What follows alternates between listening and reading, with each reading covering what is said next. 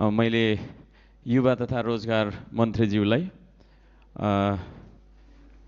प्रश्न गर्न चाहेको कुरा चाहिँ जस्तै यो रोजगारीको बारेमा खास ठोस बजेटमा कार्यक्रम छैन। त्यसको लागि चाहिँ अब हामीले नीति लिएको छौँ मात्रै भनेर भएन, बजेट पनि विनियोजन गर्नुपर्छ भन्ने सल्लाह पनि दिन चाहन्छु। र म माननीयलाई चाहिँ नेपाल सरकारलाई नै पनि एउटा आइडिया, अब हुन त आइडिया दिनु सजिलो छ, काम गर्न गाह्रो। हामीले यो श्रम तथा तपाईँको युवा तथा रोजगार मन्त्रालयमा चाहिँ 1 खर्ब पैसा छुट्याएको भए राम्रो हुन्थ्यो। 1 खर्ब पैसा छुट्याएर 50,000 मासिकको दरले मात्रै हामीले रोजगारी दिँदा 20 लाख युवालाई रोजगारी दिन सक्थ्यौँ। र 20 लाख युवालाई हामीले चाहिँ नि उत्पादनमूलक कार्यमा लगाउँदाखेरि हामीले